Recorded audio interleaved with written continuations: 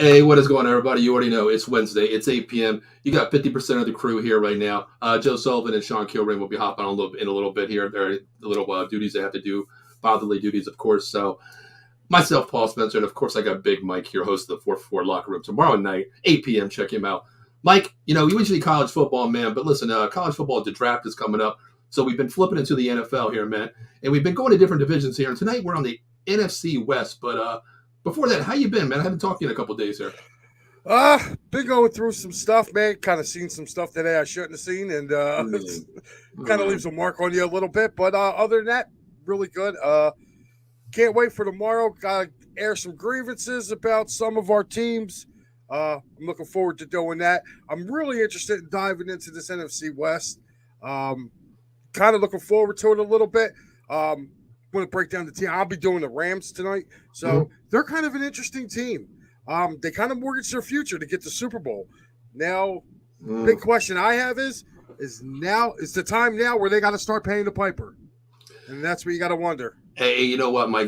Before we get into the NFC West here, exactly what you said there. A couple of last seasons, I always thought that they had a money tree going in the backyard where they were getting all these free agents. Like, where the hell is this money coming from? You're signing this player, that player. Like, how are they doing this? Is there a money tree out there? Like, how are they signing all these players? But, let's talk, before Joe and Sean get on here, what catches your eye in the NFL real quick? I mean, what's been going on with you? What have you been seeing? Like, the biggest news you see?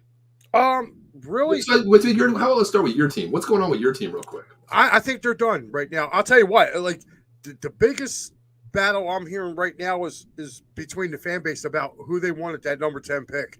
A lot of people want Bijan Robinson. A lot of people want Jalen Carter. So it's going to be interesting to see what they do. I honestly don't think they could go wrong with either or there. I just hope they don't go up to get Jalen Carter. If Jalen Carter slips to them at 10, that's cool. I don't want to see them having to take the 30th pick and package it just to move up a couple spots. I don't think that's worth it. I agree with you. I mean, looking at the draft boards, of course, we can't go by the Mayock draft or the Kuiper draft, but a lot of people do that. But we watch all the draft picks. We know the players in college, which we're doing a college show. And if he drops to you, Jalen Carter, to me, Mike, it's going to go back to the Parson. You're picking up the best player in the draft at a cheaper price because he falls to you. And that's the Jalen Carter ladder here. If he drops to you, you have to take him. You have to take him at that point. But if you move up, that's a little iffy to me as well. Yeah, I wouldn't move up to go get him. If he comes down, if he falls to you, that he falls. What's up, Eileen? Hey, Eileen, how's it going? Congrats on your Yankees today. TJ, What's going on? Oh, we're not talking baseball. Well, we could talk Braves if you want, but I mean, we won't talk Phillies today. Well, they ain't worth talking about right now, so it's all good. But no, I'm really interested to see what they do. Like, I think this is the type, like, taking a running back in the first round is not something Howie likes to do. Yeah. He likes to get these guys that are, I guess, low. What they call it, like, you sign them low, and if they have a great year, you can let them walk. You let them audition your first year. If it's worth you to breaking the bank, then you go for it. If not, hey, I didn't pay anything really for you. I have draft picks. So yeah, was it low risk, high reward guys? Exactly. Yeah. But here's the thing, though: if they draft Bijan Robinson, they got him for 5 years. Yeah. So, and like the way that they were breaking down the numbers, like his last 2 years, he would be making $7 million a year, and then $9 million, and like at $7 million a year, that's more than all the Eagles running backs combined right now. Yeah, that's the thing. Yeah, exactly. So, if you guys get him, that's a plug and play player as well, and we know that if you guys go to that aspect. But thinking about it, is that where you want to go first? If Jalen Carter, of course, if Jalen Carter drops to you, have to take him with that D line next to Jordan Davis. What you have, right across the edge. You would have the Georgia Triangle right there. Exactly. But if he's gone, Mike, and let's say somebody jumps up and let's take Bijan a little bit quicker. Robinson's off the board. Jalen Carter's off the board. Where are you going to go? Oh, that's a good question. Probably, like TJ just said right here. Probably would go defensive back or linebacker. Please tell me you're going to stay away from Gonzalez.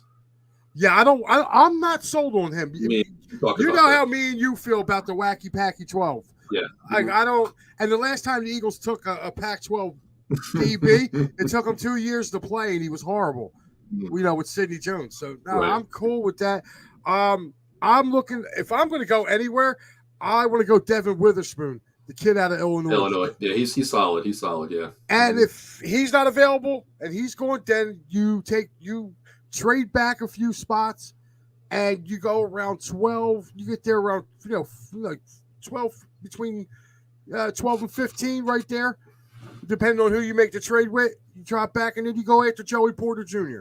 That's what I'm saying. I'm looking at a lot of boards right now, Mike, and we do our own boards. We can't read into it, of course. They see what they want to see, but we passing the eye test, they got Porter around like 15 to 16 in that general area. That's prime candidate. Like, listen, if Jalen Carter's gone, Robinson's gone. Well, you know what? To me, Porter and Witherspoon are the top corners in the league for me right now. So hey, if you can, take your pick. What do you want to do? Do you want to go ahead and get Witherspoon, or do you want to trade back a little bit and get Porter and maybe get another, third round, whatever you want to do? Because it depends who moves up to you. Right. I mean, you stockpile picks if you want. Right, and you always know with the way that draft goes, it doesn't ever go the way that they predicted. Oh, there's no. always somebody that drops way, way further than expected, and there's always somebody who's way in the back who goes Like, way what? early. You remember last year we had Devin Lloyd, pretty much top linebacker in our draft. Well, that son of a bitch went fourth in the linebacker category. You know? So we don't know, man. I don't think anybody has a crystal ball who's going 1, 2, 3. Honestly, I really don't. Yeah, I mean, everybody had Devin Lloyd going top 10, and he went I think late. the Jags traded back into the first round to get him. So I mean, yeah, you just don't know. But I mean, I'm like some of the things I've been saying right now. It's got the Eagles. Some mocks I saw got the Eagles moving up to go get Carter.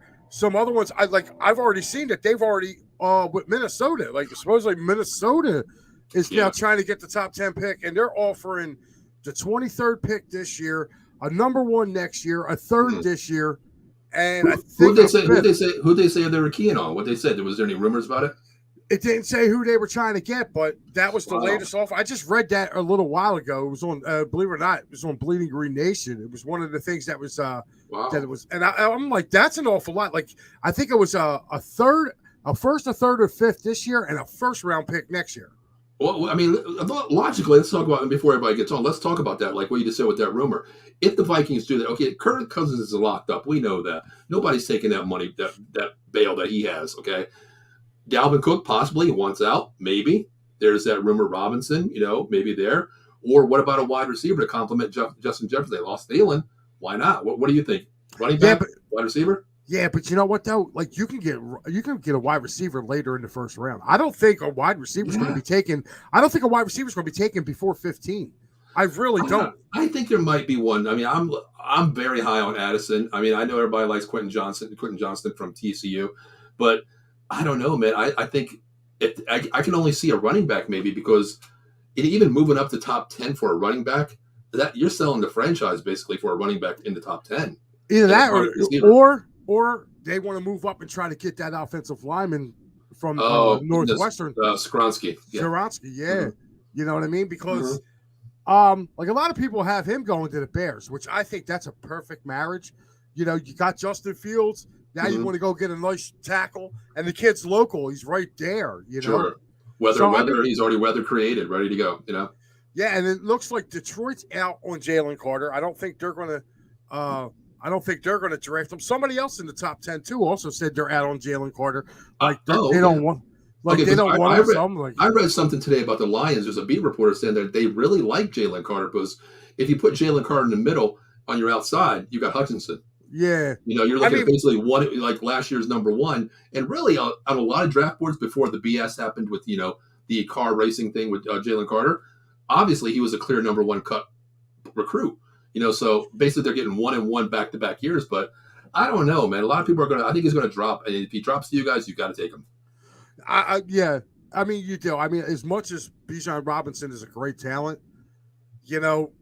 there's other running backs. No, you know who I want. I'm waiting for my guy Gibbs to fall all the way down to me. That's what I'm saying. Mm-hmm. Like Gibbs is right there. Like if the Eagles want to do something, they can move up and go from 30th to whatever and try to go and get Gibbs. Yeah, it's not something Mm-hmm. But if Carter's there, you got to take him. Yeah, because number 1, he's going to it'll be so familiar, because now he's going to be playing with he's going to be playing next to his buddy that he played with for 4 years at Georgia, and right behind him, like TJ came up with this nickname, dude. He called it the Georgia Triangle, and you know what? It's right. You know, you got the 2 defensive tackles, and then Dean playing. Those guys already know how to play because they played with each other. So that familiarity is going to help out with this defense. The only thing I'm not liking is I keep hearing about this guy Sean Desai's defense, and it's really almost the same type of defense that Gannon ran, except he will blitz. That's the only difference. He will send pressure. So I guess it's okay. Well, I mean, that puts Jacoby Dean in a better position because we know what he did at Georgia. I mean, he came off the edge in a lot of stunts as well. So I mean, he's a backfield hunter is what he is too. So that actually falls into place for if he does that blitzing scheme, that'll actually help Jacoby Dean a lot. Yeah, I'll tell you what too. I also like the signing of Kadavius Street too. I thought that was an underrated signing. You know, they need some bodies to help fill up in the middle there, and you know, a lot of Eagles, a lot of people here think too that if Jordan Davis goes before 10 and Robinson's there, they're looking at Robinson at 10, and then the kid from Pitt, the defensive tackle. Okay. The one that they said is like the next Aaron Donald. The Georgia Triangle. Cowboys run, but they don't come out. Oh, we're going to run right down the middle this year. We're going to run right down the middle. You know what, this year, honestly, let's flip the script, Mike. Let's go to Cowboys real quick since we're on here. Sure. This year, I think the Cowboys are going to be to me, a run and gun team is what they're going to look at. I mean, you're losing your bell cow in the middle, your red zone threat. So we don't know what Pollard's going to come off the injury. We don't know that. You know, thank God he only signed a $10 million franchise tag for 1 year. That's perfectly fine with me. But my thing is, I think they're going to go more of a hybrid team this year. Schultz is gone. We have a little bit more speed in Hendershot and Ferguson, better blockers as well. And I think, we're going to be fine on the outside edges, and I think we're going to run the ball on the outside. We're going to test the defense on the boundaries is what we're going to do this year. I was about to say, too, because I've been hearing, too, like, was it Latavius Murray? I heard he's linked to you guys, too. There's so many people out there, man. I can't stand all these rumors. Like you wake up this morning, it's like, oh, this guy's visiting. Well, that don't make sense. Why? Why is he here? My question is, do you put enough trust in McCarthy to run the ball? Me and Matt Klein, we went at this a couple of years ago, and we talked about it. And I said, I was on the McCarthy wagon. Being at Green Bay, was he a product of Aaron Rodgers? Was he a product of what was around him with the quarterback? But my thing was, my only catch-22 about it was this, Mike. Let me know if you agree with this. To me, it was, okay, he had Aaron Rodgers. He had the wide receivers, Nelson, Cobb, all the great, even Adams a couple of years. But my thing was this. He never had a running game. He had Jamal Green, basically. Okay, I'm sorry, Amon Green, back then. He really didn't have the running game. So what kind of pissed me off, he went away from it with Zeke and Pollard. Cowboys football is based on running the ball. We know that. Set up that. But to me, I don't know what he's going to do this year. I'm glad McCarthy is the head coach and calling the plays because to me, we all talk about auditioning for players. This is auditioning for the future head coach of the Dallas Cowboys. It's all on him right now. If he fucks it up, hey, you're gone. Very simple. We got rid of Wonder Boy bread, dollar store clearance bread more. He's gone. Now it's all McCarthy. Let me ask you a question. What happens? What happens? Just saying. Okay. What happens if Kellen Moore goes to LA and you see that offense start moving? Is that going to make you think? Is that really going to make you think and go, wait a minute, this dude's moving the offense over there. He's doing this, and you're going to. I'm telling you, I take it from an Eagles fan because we do this shit all the time. When somebody breaks up like that, you always keep an eye on the X to see what he's doing. Yeah. And I'll tell you what, if he goes over there and he starts getting that offense moving over there, and they do have the weapons too, Mike. The only downfall out there is the running back wants out. He's already saying he wants out of there. Eckler wants out. Bad. Well, that's because he's splitting time. He's got 2 other guys behind him that can run the ball. Mm-hmm. And Eckler always gets hurt. Trust me, I draft him every year for fantasy, and there's about a good 3 to 4 weeks, dude. I got to sit him. Mm-hmm. So, I'll tell you what. Like just looking at our teams in the division, though, I mean, Yeah. I'm going to say this, but I know a lot of people probably ain't going to believe me. But I'll tell you what, Washington's going to be really good offensively. Yeah, real quick, but since you mentioned that, I got into a little debate with somebody, Mike. Here at Out of the Box, we go a little bit off topic here, out of the box always, but it's fine with us. Speaking of Washington, now, a buddy of mine who's a Commander fan, there's one out there, Mike. There is a couple out there. We all. I believe it. But there is a couple. Yeah, we know a couple of them, but count on our fingers, basically. But he was telling me, he was like, hey, don't be surprised if Washington takes a QB. They're going to go with Hal. They're riding with Hal, is my belief. The kid showed promise. Yes, they are riding with Hal, but here's the best part. They signed Jacoby Brissett as his backup. Right. Mm-hmm. So, listen, they can run the ball. Hal's got a pretty. We saw Hal play at North Carolina, so he's mobile. He's mobile too, which Bieniemy loves. A tall. I mean, of course, Mahomes is not the tallest quarterback. Mobile, smart. Hal fits that same kind of slate. Exactly. Smart, manage, speed, intuitive. That's what he has. And he's got Logan Thomas, a tight end to throw to. Yeah. He's got 3 really good wide receivers in McLaurin, Samuels, and Dotson. Mm-hmm. You know what I mean? Like, dude, you remember last year on draft night when we were sitting here and Jahan Dotson's name got called, how mad I was. Mm-hmm. Yeah. Because I was like, I wanted him on the Eagles so bad. And if you put Dotson on the Eagles, dude, they blow Kansas City out in that Super Bowl because there ain't nobody covering him. Well, it's funny that Bieniemy actually released like a depth chart. They're going with 3 wides at one time. That's what they're running. They're running more of a run and shoot Kansas City offense. And it said on their draft chart, I mean the roster chart, the depth chart, that Dotson is going to be playing the FFL, which is flanker. Mm-hmm. Is going to be in the slot. Now he's back to a mismatch position against a linebacker or a dime corner. This is a mismatch for him, easy. Oh, most definitely. With his speed and the way he can get down the field, that's why I said, like, a lot of people were poo-pooing. I agree. Wrong game, very good defense, but don't sell the skin short. Yeah, TJ, that's what we're saying. Like, I think they're going to make. They also have a very motivated head coach. Mm-hmm. Yeah, the thing is with that one too, right there, just like TJ said, Rivera can focus on the defense now. Bieniemy can take over that offense. Now you know what? Hey, you stay on your side of the ball, I stay on my side of the ball. We're 2 head coaches because you know what? Here's the thing: Rivera can't screw up because they just hired the future head coach right next to him. And Bieniemy. Do you think so? I do. I really do. Yeah, I really do. I think they would give him a shot. I mean, but you know. I don't know, Dan. I disagree with that. I'm going to ride with Hal. I mean, I love Hal. I mean, seeing him in North Carolina play. Yeah, I'm going to give him a full. Let's give the kid a full season. I'm not ready to throw the book away. Exactly. You know, actually, NFC has 3 best head coaches in the NFL. I could agree with that. I mean, 3 out of 4 ain't bad. You know what I mean? Yeah. So I mean, and the Giants. Like, I think the Giants are going to be better. Like when I say, dude, like our division's going to be a dog fight this year. It is. Like nobody, like I wouldn't be surprised if everybody was like 3-3 in the division. You know what I mean? Yeah, there's not going to be a 5-1 even with the split. There's not going to be a 5-1 this year. It's going to be a 4-2, 3-3 battle all the way across the board. I mean, it could come down to the last week being a tiebreaker, Mike. We all know that. You know, right? This division here. Exactly. Like I you know, wouldn't it be something if all 4 teams made the postseason?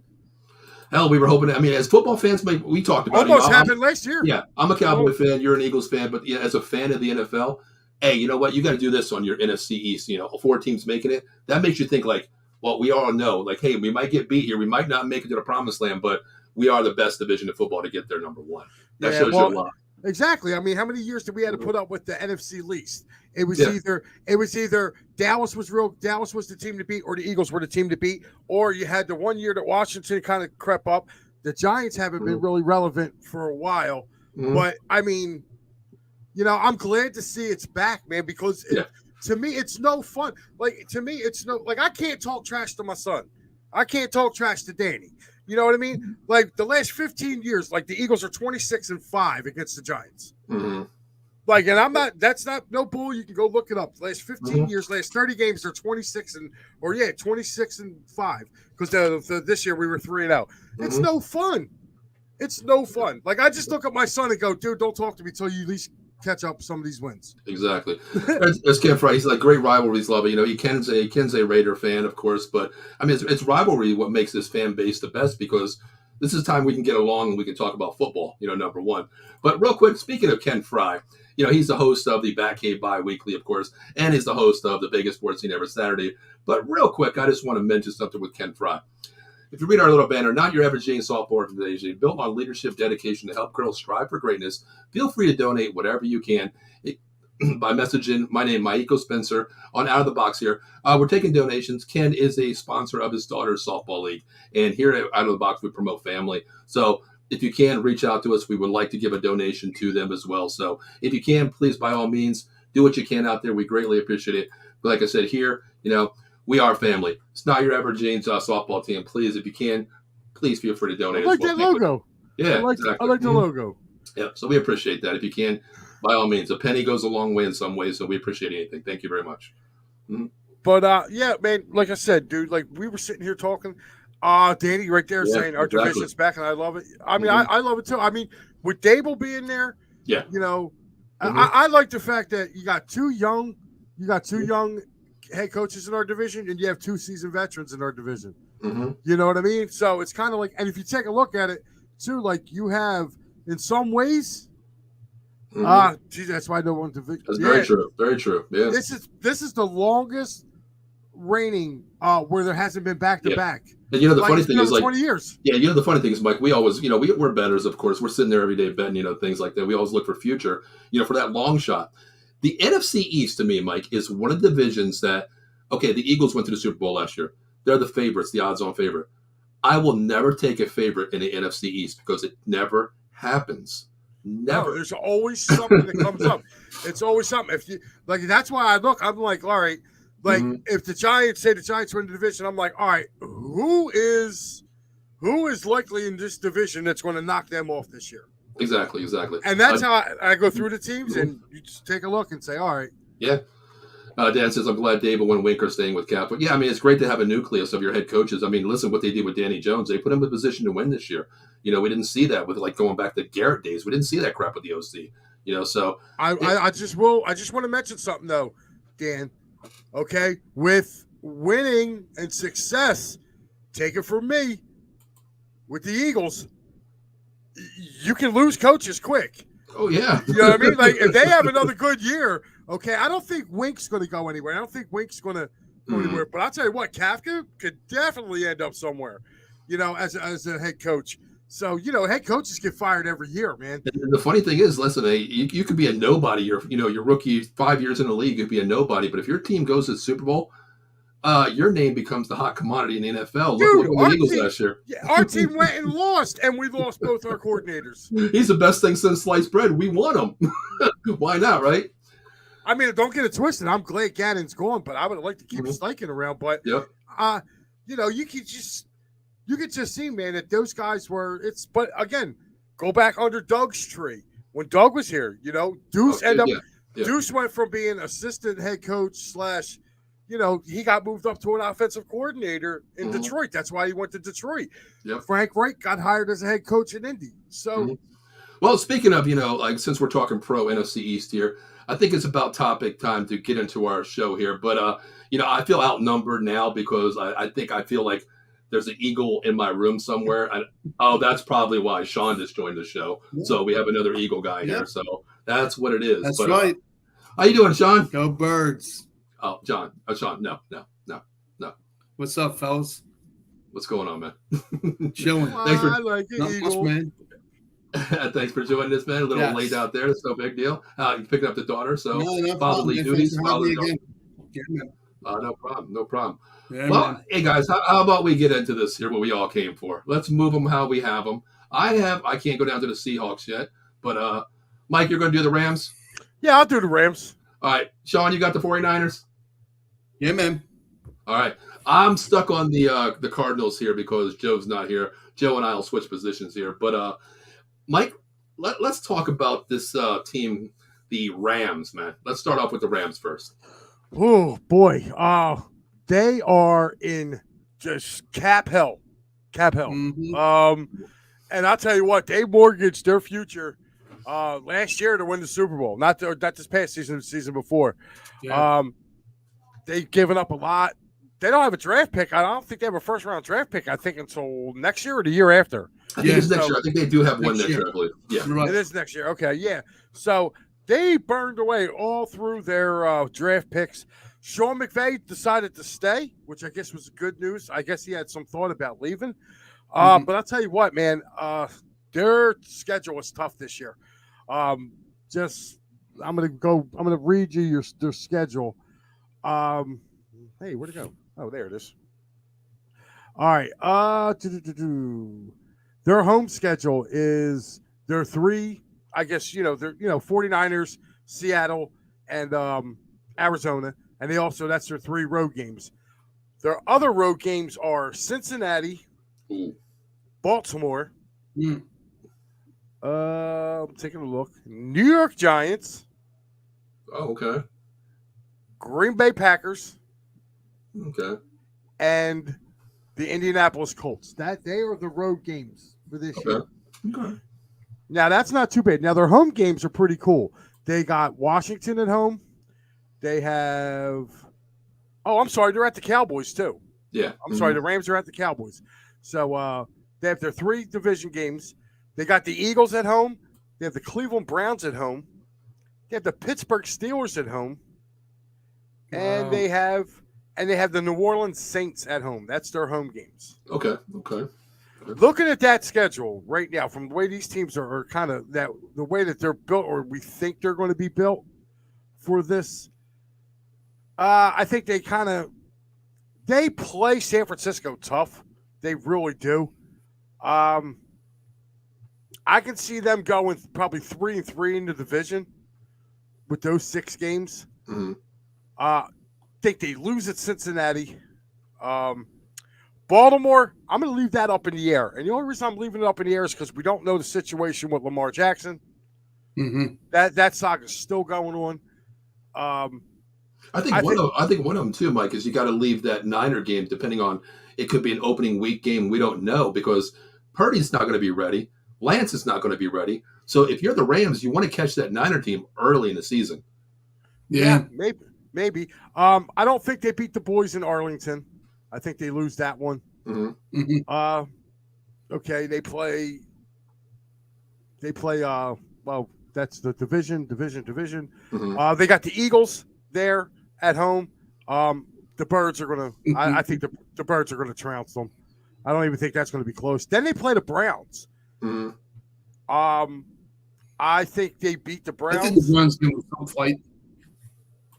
I think they beat the Browns. They got the Steelers also at home, and I'll tell you what, I like Pittsburgh in that game. They got to travel cross country to play the Giants. Again, I don't think they a team going west coming east never does well on that. Especially the 1 o'clock game, it's like a little lag there. Even for players nowadays, it's like a little bit of a a 1 o'clock game versus that 4 o'clock game. Hell, West Coast, you're playing in a different time zone, so it does a little, to the body there. Yeah. Right now, dude, I'm looking at the schedule. Like I said, they got to go to Lambeau to play Green Bay.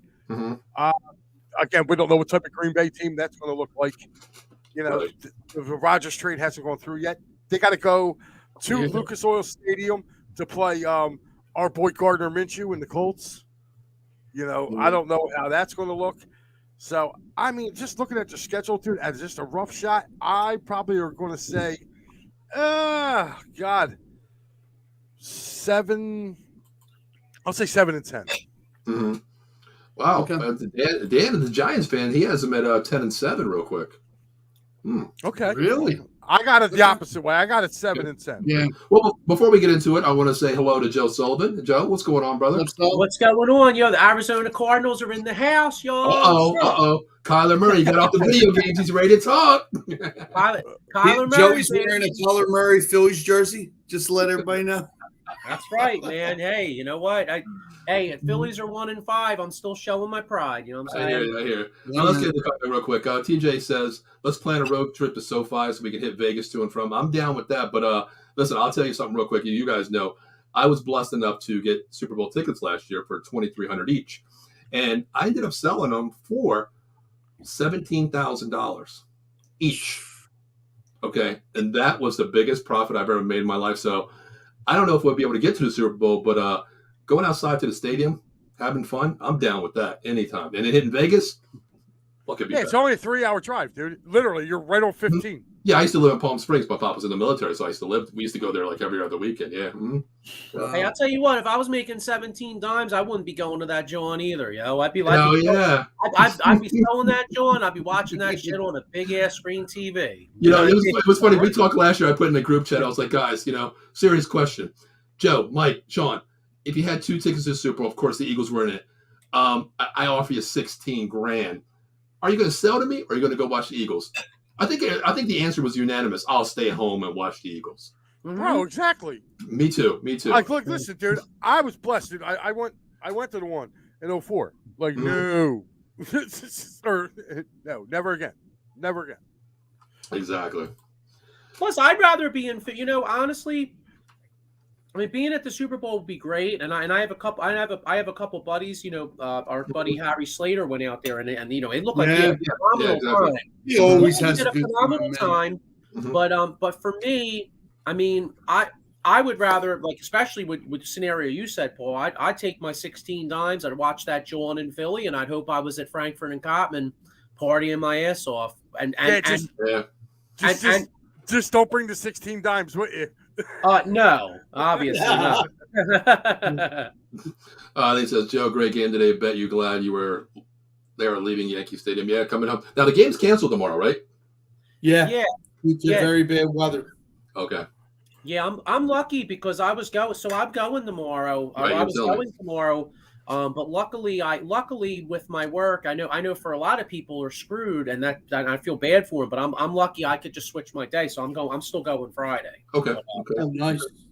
Yeah, so I'm still going, but it is a drag for people. Yeah. Well, let's get back into it. Mike said his piece about the Rams here.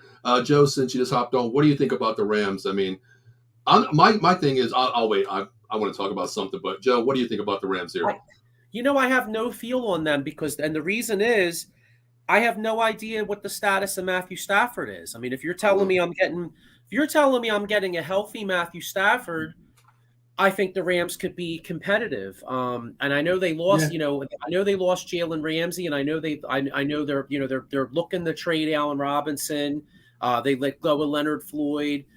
I mean, on paper, the Rams don't look like a great team, but if you tell me I get a healthy Stafford and I got Aaron Donald and I got a healthy Cooper Kupp, I still feel like they could be good enough to win at least 7 games. Right, exactly. Yeah. You know what I'm saying? Mm-hmm. Yep, I agree with that. And now if Stafford's as messed up as I think he possibly could be, because I've heard some bad, I mean, it depends on what you read, but I mean, I've read and seen some bad things. About his health, and if he can't come back, then he, if he's not right, they're going to blow. Yeah, Dan agrees with you. The Giants, Dan on Wheels, he's the Giants host of Friday Night Big Blue Power. He agrees Stafford healthy is key. And last comment, he says, if so, they'll be okay. I agree with that. I mean, I think he's the key. A lot of teams, your franchise quarterback, when they got rid of Goff for Stafford, of course he won the Super Bowl the year next, but he took a huge downfall. We knew he had a lot of injuries, but the key with him, if he could stay healthy, man, he's a solid QB. We've seen that, but it's all relying on his health. I have a scenario for and I don't have, my son has my phone, so I can't look this up. But do the Rams actually have a first round pick for the first next year? No, they have one next year, I believe. I believe they do have one next year, Sean. And I think. No, that's I know they don't this. I know they don't this year. I know Detroit does. That plays into what I'm thinking because, so, if you're the Rams, it's almost, I know you're not rooting for anybody to be hurt, but aren't you almost hoping you really, really suck? Because you got a guy playing right in your city in Caleb Williams who could be the face of Los Angeles. I like that thought, Joe. You're thinking for the future there. Yes, I agree. I'm a Rams fan, I mean, I look at it like this. The Rams just won the Super Bowl last year, you know what I mean? So they got their Super Bowl. Right. If I'm a Rams fan, I'm like, I'm thinking to myself, I mean, you can't tell the players this because the players aren't going to go with that. But if I'm a Rams fan, I'm like, you know what? Let's just punt on this year. I hope we totally, totally suck. And dude, Caleb Williams, come on down, brother. You're staying right in LA, and you're the face of the Los Angeles Rams for the next 10 to 15 years. You know, that's me. I think I'm the owner of the Rams. I already got box seats for Caleb Williams and his family to come down. You know, hey, this is where you're going to be playing next year. We're already tanking for you. This is what we want. You know, this is what we need. You're here. You're the franchise. I like that scenario. But just like you said, Joe, hell, players don't tank. No. And Sean McVay, I mean, unless, you know, I mean, I'm just keeping it real. If I'm the owner, okay, right. you can't have the players tank.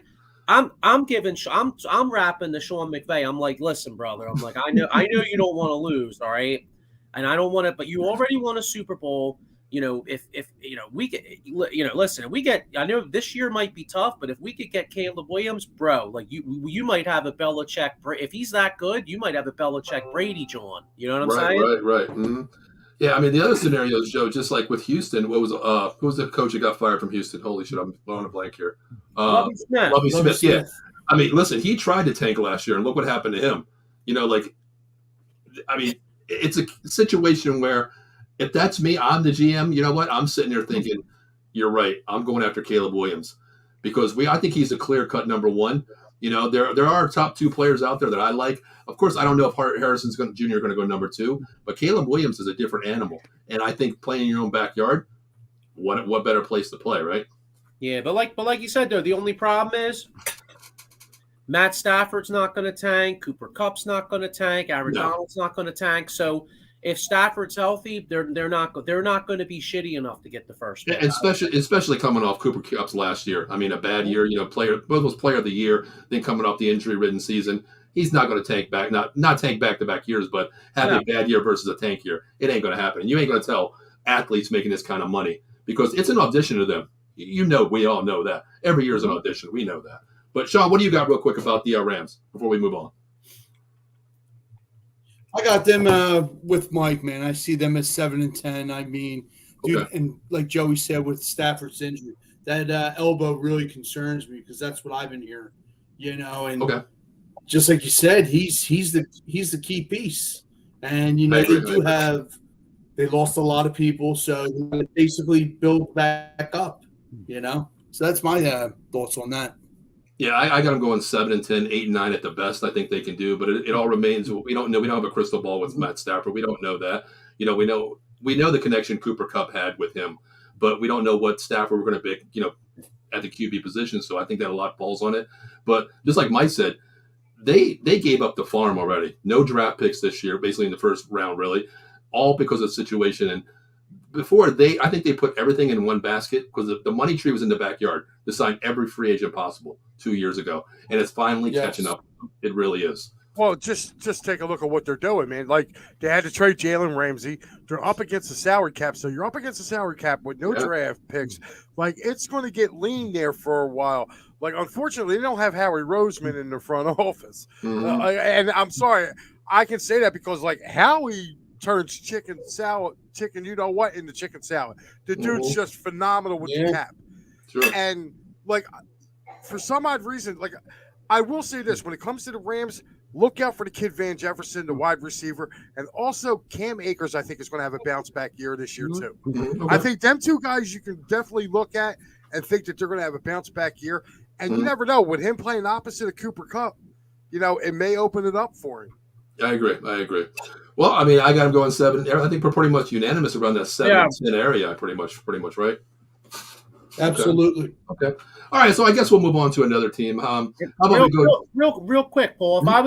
If I was the Rams owner, do you think it'd be a violation if I started breaking out videos of Tommy John surgery to Stafford? I'm like, yo, bro, how about considering getting this repaired? You know what I mean? Wow, that's bad. I think you should. Damn, Joe. That's cold-blooded, brother. That's cold-blooded, brother.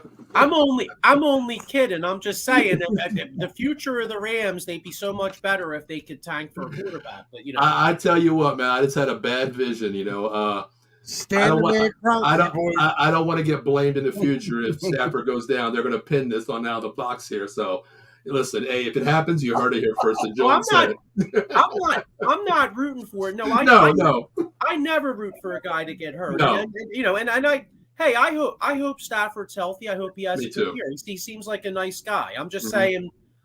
saying, and the Rams you can't go out there and purposely lose. I totally understand all this. Mhm. I'm just saying, if I was a Rams fan, I wouldn't be rude. I would kind of hope, man, I really hope we blow this year because I'd like to Mhm. get a good young quarterback. That's all. I agree. All right. So how about we move on? I want to go down the little channel here. I'll go next. I got the Seattle Seahawks.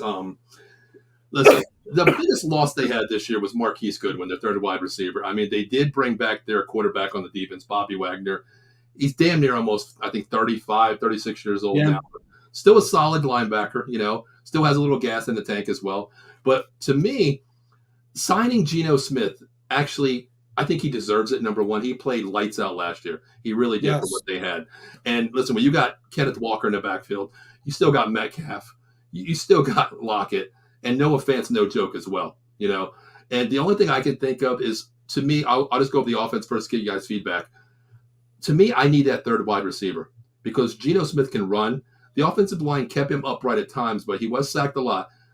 I think they go wide receiver here because of the fact you need someone to take over Marquise Goodwin's spot because you're keying on Lockett and you're keying on Metcalf.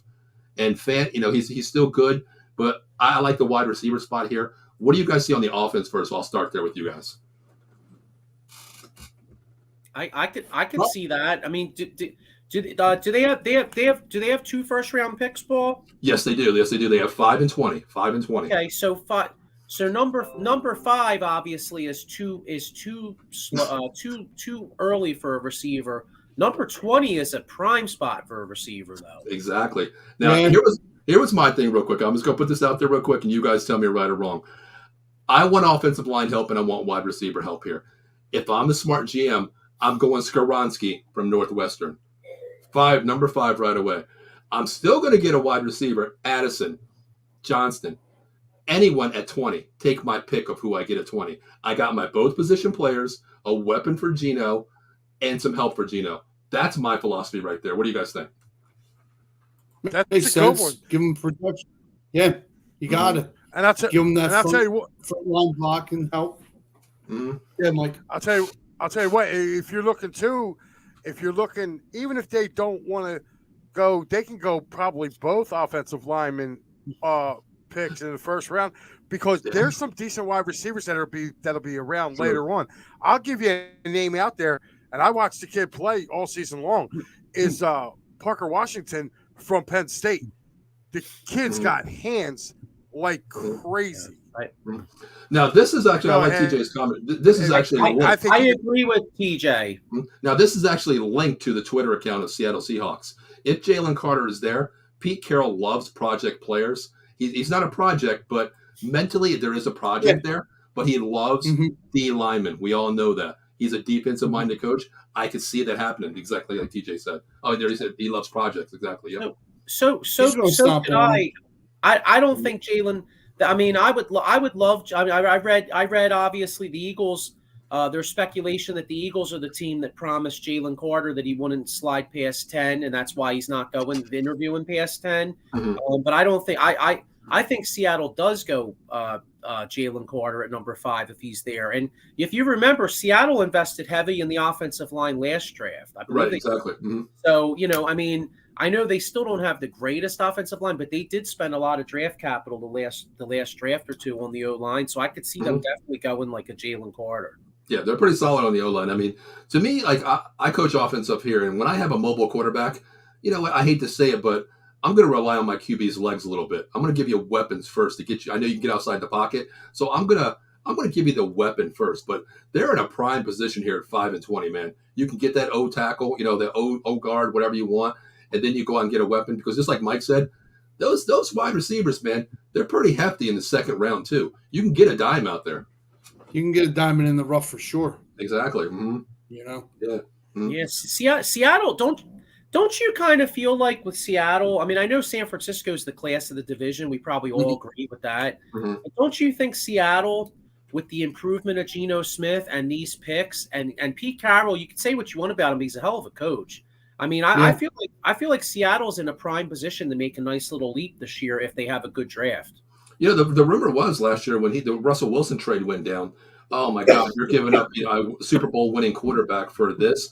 Man, he got bank off of this draft right here. Yes, This he trade, did. He really he got did. bank off this. And listen, Yeah. it's coming around 5-20, and then next year you got 2 first-round picks as well.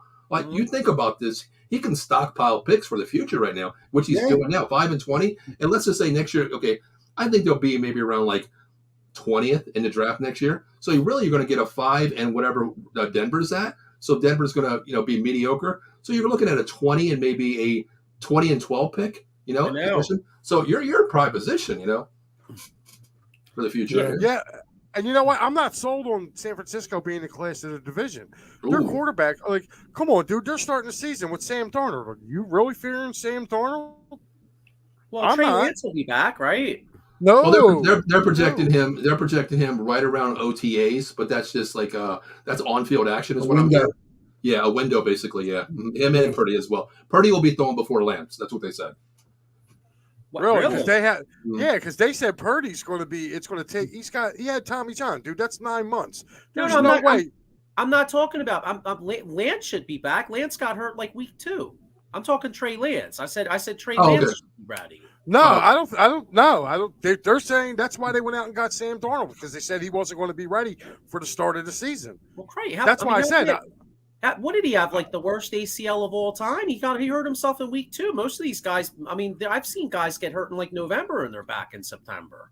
They said it was pretty much like the same thing Dak had, the ankle, like versus the upper. Oh, the knee was really bad. Okay, yeah. They actually compared it to almost like the Alex Smith injury, not as gruesome, but going that far down the leg though. Right. So but real quick, let's talk about the defense real quick. I didn't realize it was that bad. I know he got hurt, but I didn't realize it was that bad. Yeah, it was pretty bad. It was a gruesome injury. But with the defense, okay, now they brought in Julian Love from the Giants. Okay, they brought him in as well, and Devin Bush, of course, is a linebacker position too. So you bring those two in to go with the linebacking core and the safety core. What do you guys think? They're going to a 3. They probably ran a 3-4 here. If they get Jalen Carter to boost that D line, I think is a huge upgrade. Yeah. I don't think they're the Legion of Boom anymore. We all know that, of course. All the guys are gone there. But I think their downfall is defense. Do you think you go offense first, or do you solidify that defense to get back some continuity to Carroll's defense? What do you do? See, I don't think if they're going to do a 3-4, then Jalen Carter's not the guy you want. That's what I mean. Jalen Carter's not a 3-4. He's not a 3-4 nose tackle. No, he's off the guard. He plays off the guard. He plays off the guard. Right. He's a 3-4. He's a 4-3. Mm-hmm. So if they're going to do a 3-4, Jalen Carter's not going to be their guy, which means they're probably going to end up going, like you said, Paul, probably offensive lineman taking Skoronski. I know they've addressed last season with some of it, but that offensive line was horrible, dude. Gino was running for his life last year. At least if you bring this kid in, he's going to solidify one side of the line. Right. You know what I mean? Plus it screws the Bears over in your own conference, because the Bears are looking at taking him. So now the Bears got to go look for something else. So I don't, like I said, if they're going to a 3-4, Jalen Carter's not going to be their defensive tackle. Yeah. Well, I got one for you. So I know they re-upped Geno Smith, but the fact they are picking 5, could they go quarterback? Ooh. You signed Geno to a 3-year big deal, though. That's the thing. I understand that, but I'm just saying though. I think most of the guaranteed money is in the first year or two. So theoretically, if I'm just saying, what if you're sitting there and you think Will Levitt, Anthony? What if Anthony Richardson's sitting there and you think to yourself, my God, this kid is a year or two away from being like a star, but he's not ready yet. So you have Geno Smith to keep you competitive and win you a bunch of football games. And if Anthony Richardson's ready in 2025, 2024, 2025, he's your guy. Mm-hmm. I don't know. Can't see him getting that QB. But let me ask you guys this, since Joe brought up. What do you guys think about Joe said real quick? I want to hear what you guys say about that. With Anthony Richardson, Bryce Young, or Stroud, whoever drops, Levis, whoever. I don't see him going there. I don't see them going there. I see them addressing defensive line or offensive line. Okay. But if they're there, you never know. Just like Joey said, for the future. They're very enticing prospects, Levis and Richardson. Okay. So, Sean, Mike, what do you got? I don't know. I don't see them going quarterback. I mean, they got a young quarterback on staff already. They got Drew Lock. Drew Lock's re-signed there. So to back up Bridgewater. So, I mean, unless it is somebody like Richardson or maybe the kid from Tennessee. Hooker. Hendon Hooker. Hooker. Yeah, Hooker. They may take a shot. That's a thought. Like, maybe him at 20. Yes. Okay. His stack is rising. Maybe Let me ask you guys this. I'm sitting at 5. We all know the quarterback's top names. Okay, we got Stroud, we got Young, we got Richardson moving up the draft boards. We have Levis, we have Hooker in the tier 2, sitting at 5 right now. So if one person wants let's just say a Robinson or a quarterback, I'm sitting at 5. And my Pete Carroll in the war room saying, "Well, I pick at 20." They have the 13th pick. They want to move up to me. Is it worth it to drop back in 13 and get still a plug-and-play player because it's a defensive draft here? Do I take an extra pick and just move back 10 spots? I'd do it. I think that's smart. I really do. Do it. Well, I would. If you're moving from 5 to 13, that's probably the extra pick is probably a team's first rounder in 2024, which would give you 3 firsts in 24. I would, that's what I mean. What better way? Because you're going to have Denver's first pick next year, your own first pick, and then whatever pick you need. Just like they said with the Eagles last year, even this year, you hold the key to a lot of drafts out there because they're going to be calling you. And sitting at 5 and 20, dude, you pretty much control the first round of the draft. I want to move top 5. What's it worth to you? What's it worth? Oh, that's not good enough. Somebody just called me. Oh, this is what we want? You got the deal. No problem. Yeah, Go for the future. Wow. I'm with you guys. I don't see Seattle going quarterback at 5. I only asked the question because I know Geno Smith had a really good year last year, and we all acknowledge that. But it's one of them things, though. Do any of you guys really see Geno Smith as a Super Bowl winning quarterback? No, I don't. Okay, no, and I see him as an adequate quarterback, right? And that's kind of my point. Like, even though we don't really see Seattle going with quarterback at 5, like when are they going to pick this high again? And if you don't think Geno Smith is ultimately going to be the guy to get you there, and you see one of these kids you may take them. That's all. That what I mean. That's kind of what I'm thinking. Yeah, I agree. I think they go this. My belief is on the Geno. I think they're going to go offensive tackle and then maybe go to a wide receiver to get Geno that weapon. Because I think the Njigba, I love Njigba. I love Addison. I love Johnston. They're first round picks, but they might be available when the Cowboys pick at 26. You never know. Yeah. That's what I think they're going to drop. Yeah. Listen. You know what? I'm actually going to pick something that you said, Paul. Okay. All right. Say that they go ahead and, they get that deal, right? To move from like 13 to 5 and they get an extra round pick, right? They don't have to go to the quarterback this year because now they got 3 first round picks next year that if they want to go get a Caleb Williams, got draft capital to go get him. Bro. You know what I'm saying? Or you know what? So hey, listen, have Geno for 2 years. Or you know what? I'm telling you, just like Joe said, with the Rams here, go in your own backyard and get Caleb Williams, right? Well, how about we take Seattle and let's stay in Washington and go Michael Penix from the Washington Huskies. I think he's a number 2 quarterback next year. That's true. Let's keep it in our own backyard. Why not? And it's like you said, 3 draft picks in the first round. If that happens, hey, you know what? I'll take a shot, man. At least I'm going to hit on 2 out of 3. You know what I mean? Yeah. Why not? Yeah. So I'm not going to go game by game because I understand the teams we're playing, but to me it's based on back-to-back games. So based on who we're playing, vice versa the schedule. I got them going 10-7 this year. Okay.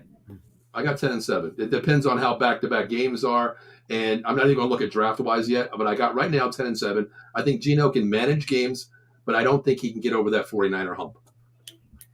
Yeah, I'm with you, Paul. That's exactly what I see. I see about a 10-7 and possibly even maybe a 9-8 if they get a bad break. But I'll go 10-7. Okay, Mike, what do you got for the record?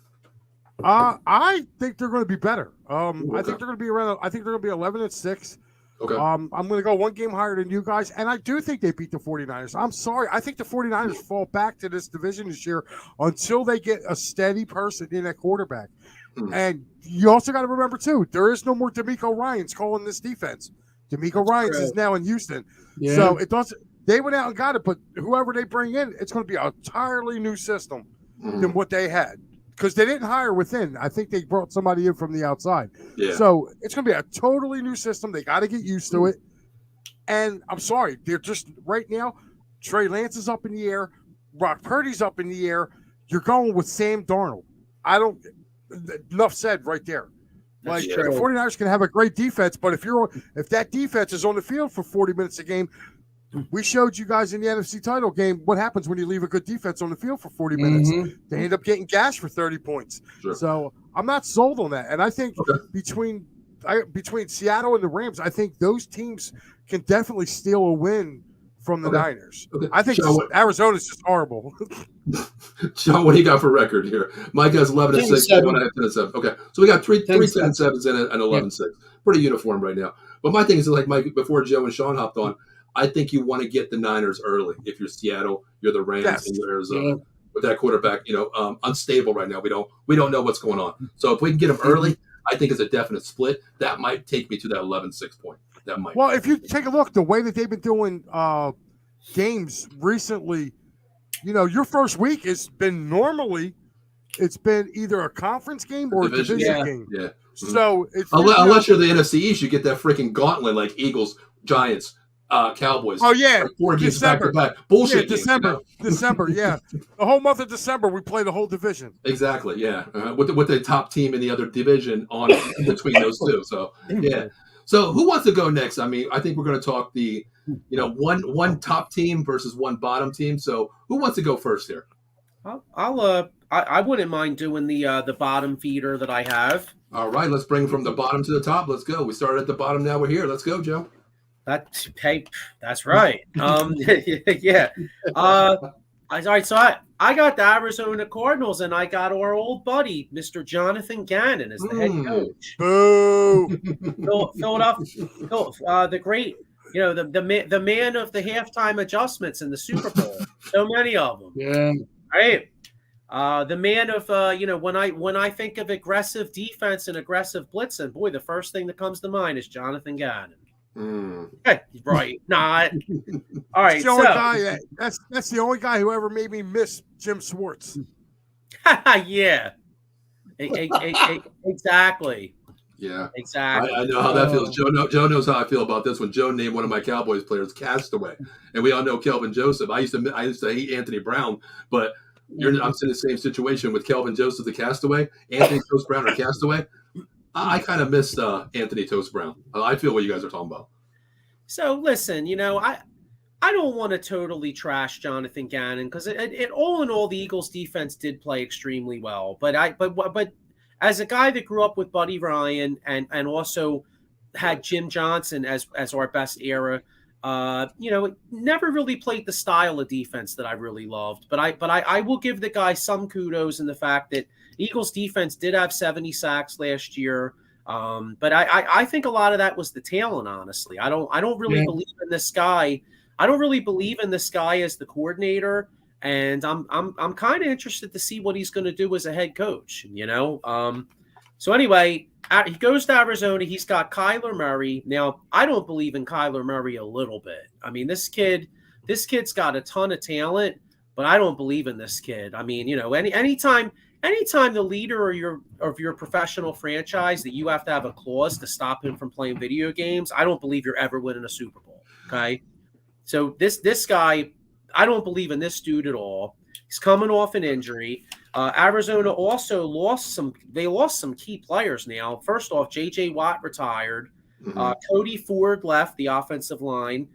They lost two other big defensive starters in a defense that wasn't even that good. They lost a young, good defensive lineman in Zach Allen, who's an up and coming player, and they lost Byron Murphy to a corner who wasn't really like the greatest last year, but he's young and he had some potential, and kind of surprised that Arizona let him go. So this Arizona team has holes everywhere. I mean, they need a lot, and hence they're picking third in the draft. I look at their schedule. Other than their division, they have Dallas, they have the Giants at home. They have Dallas, Giants, Ravens, Bengals, Atlanta. On the road, they're at Philadelphia, taking an L there. They're at Washington, at the Browns, at the Steelers, at the Bears, and at the Texans. So their schedule is somewhat doable, but I just don't think they're a good team. I think their big free agent acquisition was Kaiser White, and they signed Zach Pascal. Yeah, I seen that. That's right. I said it was a long way for the Eagles fans to get a defensive unit tackling the quarterback. The defense put in work this year. Yeah, I agree. They did. I mean, like I said, I don't want to totally crap on Gannon because they did. The defense did have a really good year, but the Super Bowl left a lot to be desired. You know, it left a bad taste in your mouth. It really did. Mm-hmm. But I don't want to crap all over the guy. But all right, so let's think about this. Arizona has the third pick. Most mock drafts have them taking Will Anderson from Alabama. Agreed. Who's a hell of a pass rusher. But have you guys seen some of the rumors this past week? Not exactly sure how relevant it is, but there's a lot of talk that the Tennessee Titans are trying to move up to number 3, and there's possibility that Arizona may move from 3 to 11.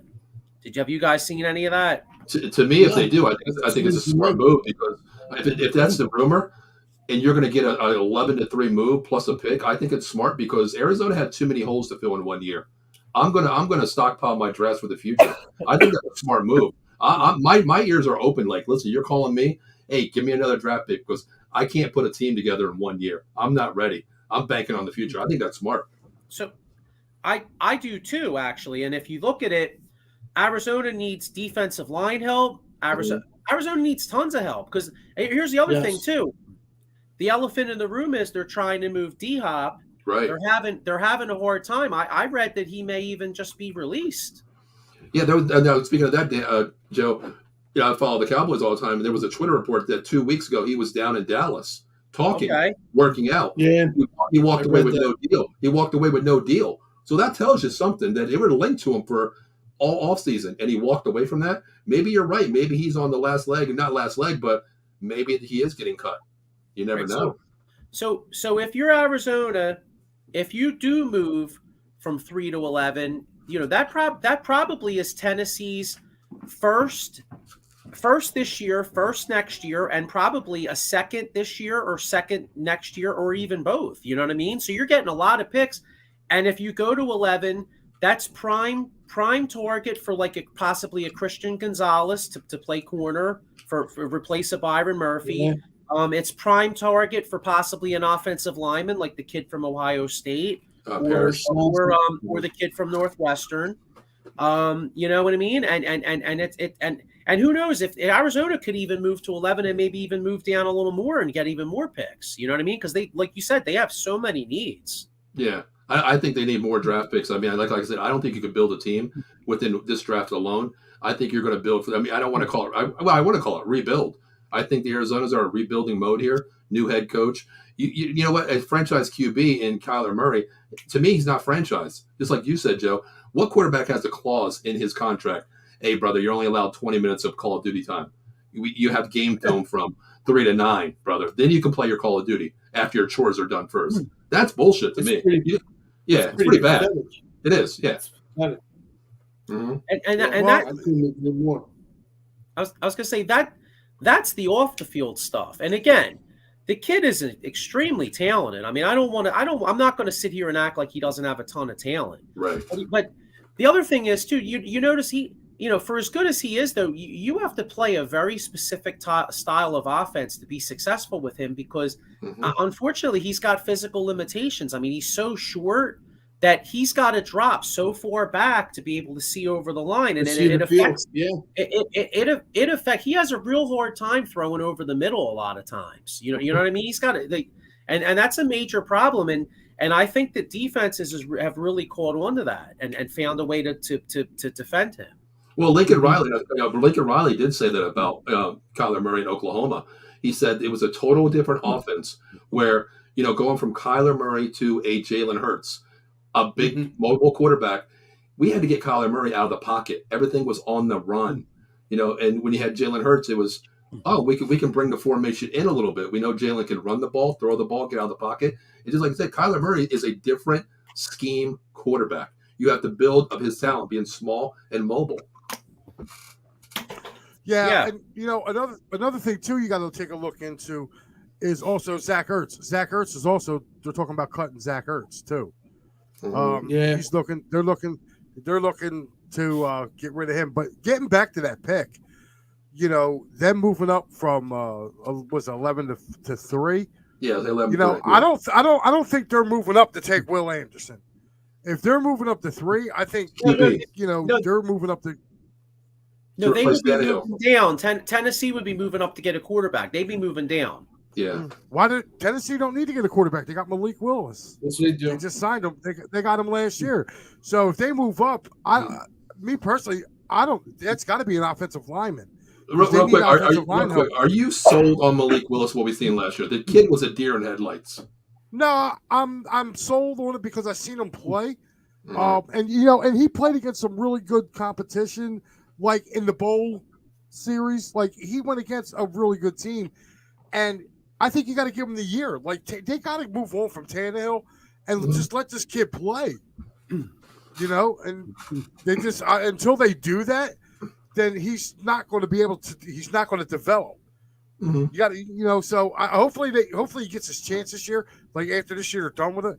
But Joe, getting back to what you're saying, yeah, if I'm Arizona, I'm doing that trade because guess what? I'm trading back from 11 too.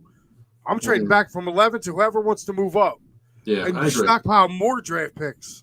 Yeah, like I said, I think they're a team rebuilding. So listen, you're going to stockpile picks because with my team, Seattle, possibly you have two first downs this year, you have 2 next year.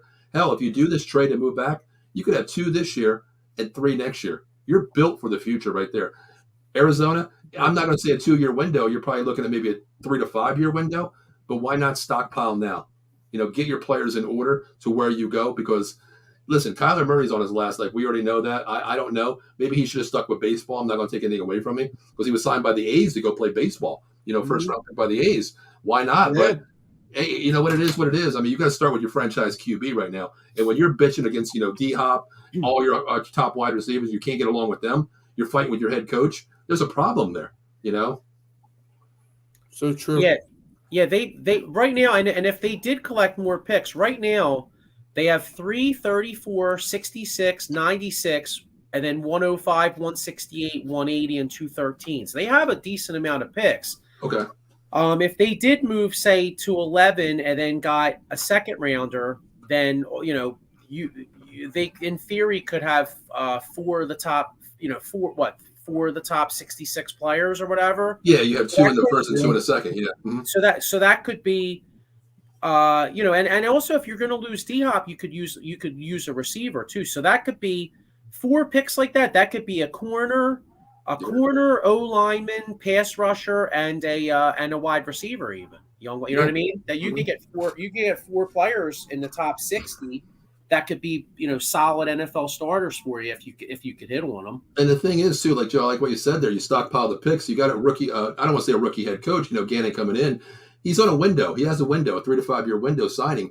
So you're not guaranteed anything your first year. So you can say, hey, we're rebuilding. We got 4 picks this year. We're doing our thing. We're rebuilding. Give us time. He's not going to go anywhere. So he's in the best scenario as a head coach anyway, right there, if you think about it. Yeah, he is. He's just I don't know, man. It's that whole Kyler Murray thing. I feel like that kid is just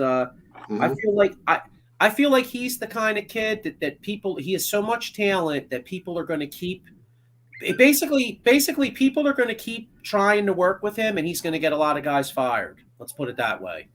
Yeah. Somebody said on Twitter, he's like the faster version of a Baker Mayfield in many ways. The prototype QB, but when he gets to the NFL, I think you just stick to, your commercials pretty much, Yeah. And you know what? No, man. Baker got a nice little deal. So yeah, he did. I mean, he's like a journeyman to me, though. If you think about it, I think Kyler Murray's. I think he's going to be that backup. As soon as he gets that backup role, he's going to say bye to the NFL. He really will. Yeah, for the game. Yo, for the kid. For the kid's sake, and honestly, for the kid's sake and for Jonathan Gannon's sake, I really honestly and truthfully hope that he actually, coming off this injury, he looks himself in the mirror and goes, you know what, what do they say in the Bronx Tale? The most worst thing in life is wasted talent. I hope he looks himself in the mirror and goes, you know what, if I dedicate myself to this game, I'm a hell of a player. I could really be something. I hope he does for his sake.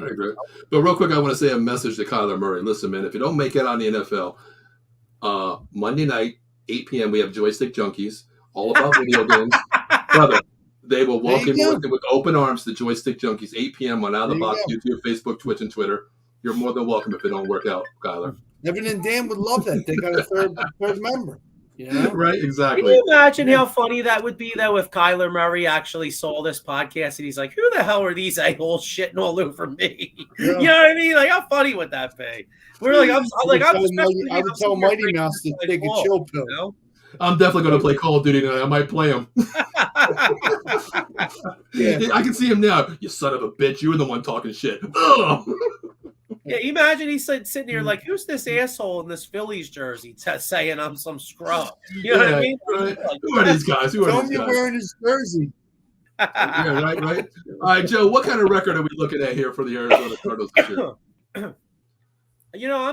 I'm saying 5-12. 5-12. Okay. Sean, what you got? I'm right there with Joey, man. They're real bad. They're a lot of retooling. 5-12. Okay, Mike.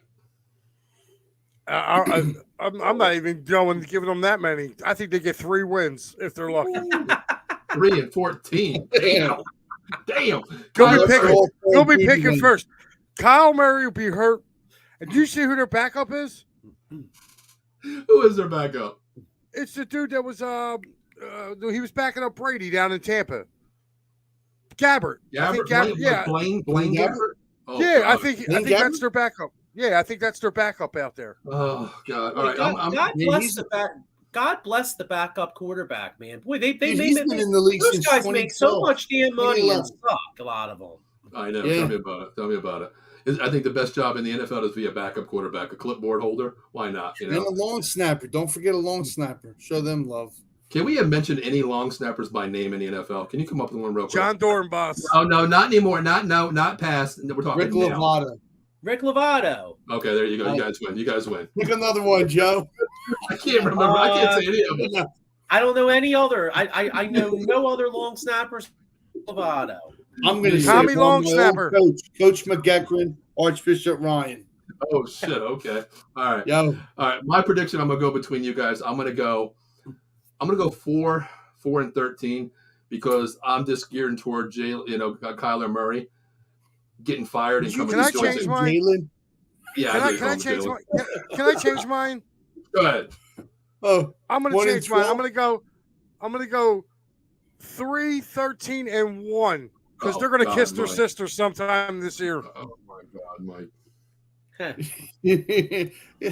All right, I'm going. Like I said, I'm going 4-13 here because my ultimate out of the box prediction here: Kyler Murray gets fired. He becomes the new host of Joystick Junkies on 8 p.m. every Monday night. That's my hope right there. That's all I'm going to say. Okay? Oh, that's awesome. But hey, let's get to defending champs last year, the San Francisco 49ers. You mean the Winers? I'm sorry, the Winers. To all the 49er fans out there, Well, we don't have any Kyler Murray. We're not going to have any Kyler Murray fans, any Weiner fans anymore on this network watching this, man. I tell you. We should tag the shit out of Arizona on. But you know what? Real quick, speaking of things, hear what they be saying about you, Kyle. It's like that Rocky movie with remember the Rocky movie where there was Antonio Tarver and Rocky. Yeah. Like, yo, champ, you see what they be saying about you? Exactly, right. But speaking of long snapper, I want to mention one. There was a guy by the name of Marcus Wright. I'm going to tell you right now, he was a long snapper in high school for 4 years. Right there. Oh, that's we go. That's my boy right there. That's my boy. There we go. See that? There we go. That's a great way to make the NFL, bro. I mean, look at you. I'll tell you what. If you're a good long snapper, you can hang in the NFL for like 14, 15 years. Look at Sean, remember the guy before John Dornbos? The Eagles had a guy. Mike Bartram. Oh, dude. Mike Bartram. There you go. Dude, he was like a man, like a guy playing darts, man. They had a show where he kept throwing it in a Daily News paper thing, like a pullouts. He kept bullseyeing, hit it through this tire, boom. I mean, the guy was on point. Damn, why couldn't I make my kid a long snapper when he was younger? Hey. Shit. I messed up as a parent. I really did. I didn't make mine. You know that Andy Reid, one of the reasons Andy Reid got the Eagles coaching job is because he did some sort of dissertation about the long snapper. Did you ever hear that story? No. Yeah. Mm-hmm. Yes, he did. I remember. Wow. Yeah. God, and all this time I sent my kid to St. Joe's Prep to play a linebacker. I could have made a long snapper at freaking Timbuktu school. Come on. Why did I pay, $100,000 for high school and I could have made a long snapper? You mean the college tuition. Yeah. Basically, yeah. $100,000 for one kid for 4 years of prep. Yeah. Real good. And they ain't no damn discount either. That's a shame. No. Well, he was having fun. I was eating a cup of ramen noodles every freaking day, But, all right, Sean, let's get back to these whiners real quick, man. Well, you had them at 13-4 last year, and what team beat them? Oh, the Eagles. Oh, yeah. Well, for all those fans out there. But, all in all, they're coming into a quarterback fill-in because Purdy's getting elbow surgery or Tommy John surgery. And you got Trey Lance coming off a severe ankle injury. And you got Sam Darnold as a starting quarterback. So, and they lost a couple key players. One is a coach, too, D'Amico Ryans, went to the Texans. So, I think the 49ers got to address defense, a couple areas on defense, and some on offense. So, your thoughts on that? I think it relies on the quarterback early season. I mean, you're going to go with Sam Darnold for probably 2 to 3 weeks. If he can man the ship, go 2-1, I think you're still in prime position. But if you go 0-3 in a division, Cardinals aren't the greatest. Seattle's on the uprise, so that division's kind of tough. There are sleeper teams out there that, depending on your schedule, who you play, who you get at the right time, it can mean a lot going 1-3 versus 0-3 or 2-3. You never know, or 1-3, 2-1. And they have for this draft, round 3 is when they'll be picking 99. So they traded a lot. They got three third rounders, 3 fifth rounders, 6 and 4 7s. So you might see them move up or move back. You know what I mean? Make a couple moves or offers. So, and then if you want to go with the schedule.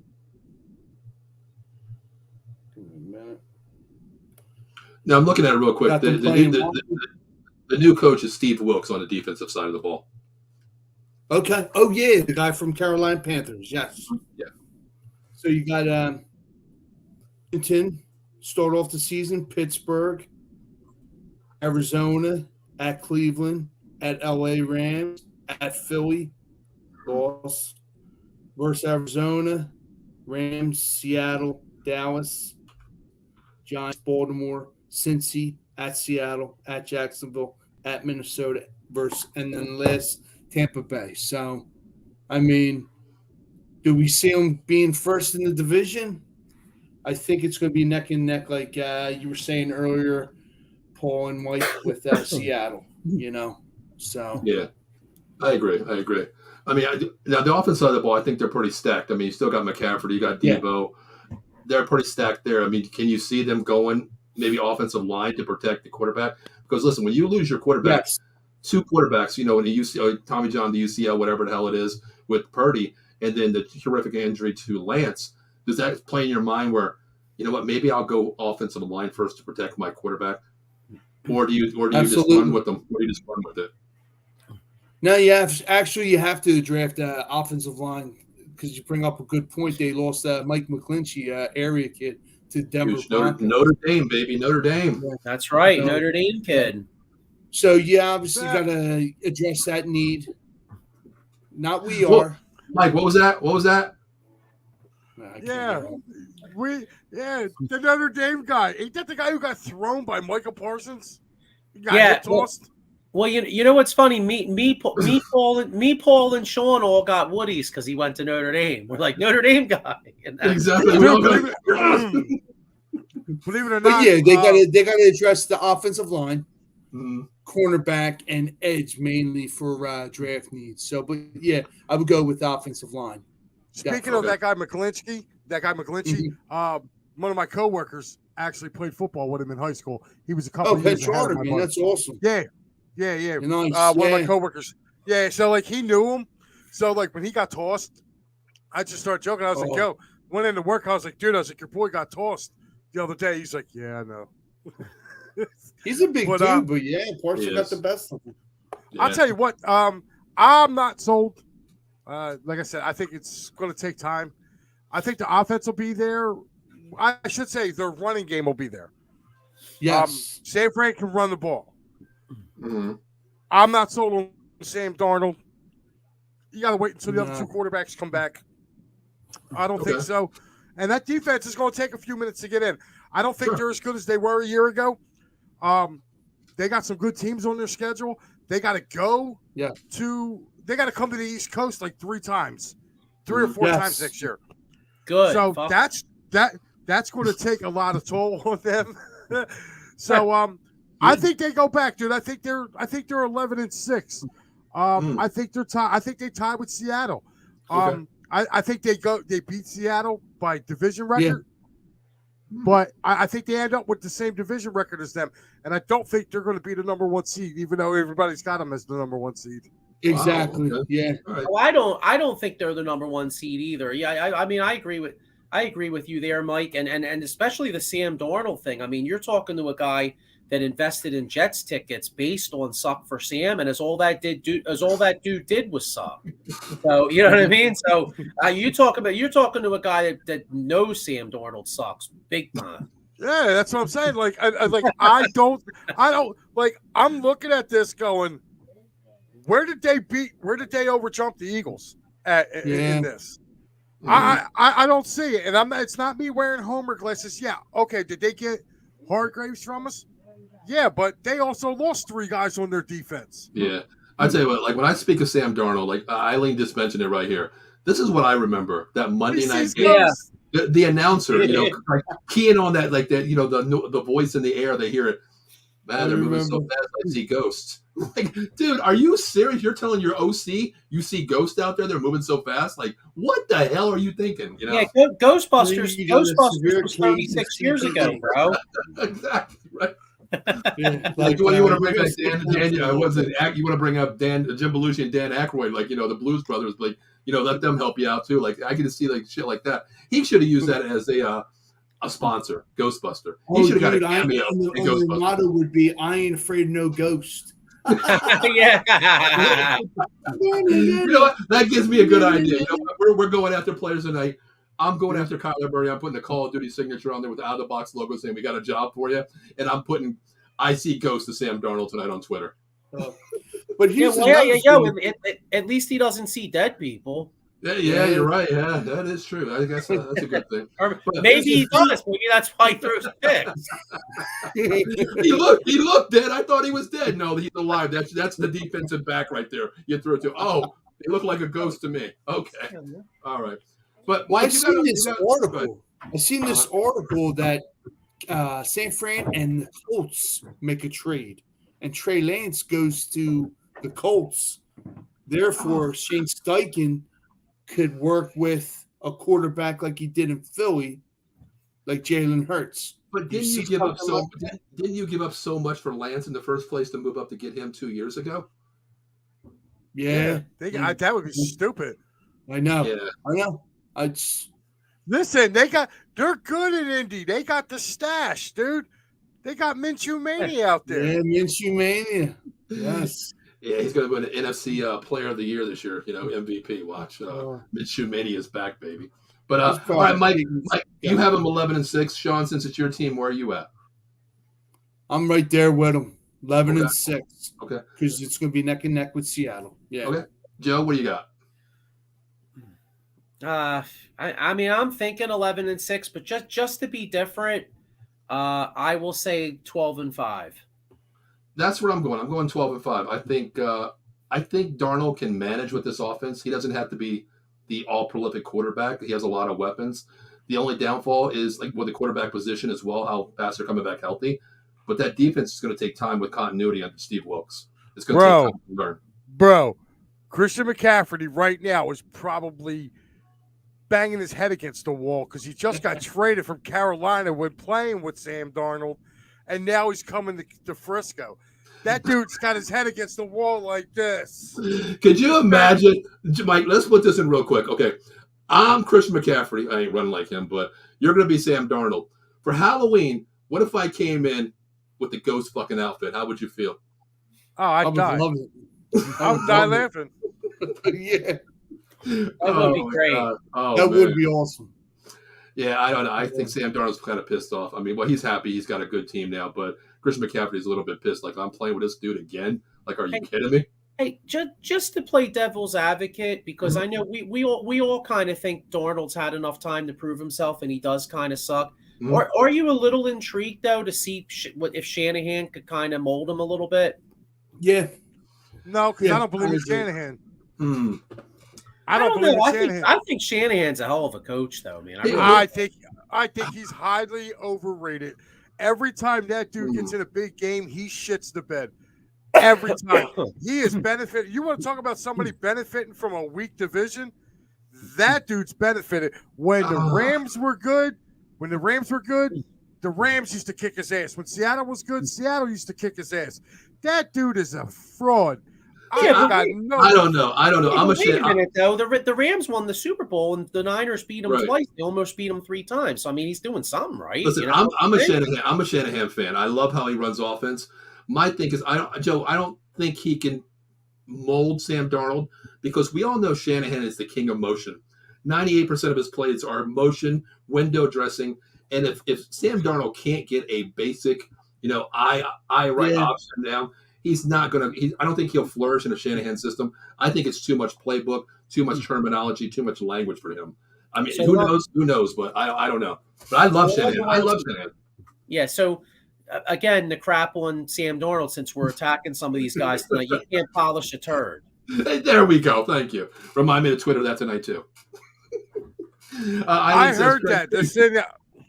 What do you think about that? She said, Craig Gordon from WV Fan on the show this week. Niners could swoop in and trade for Rodgers if the Jets deal falls through. What do you? Oh, what now do you that would be. That's a match made in heaven for them. That would be.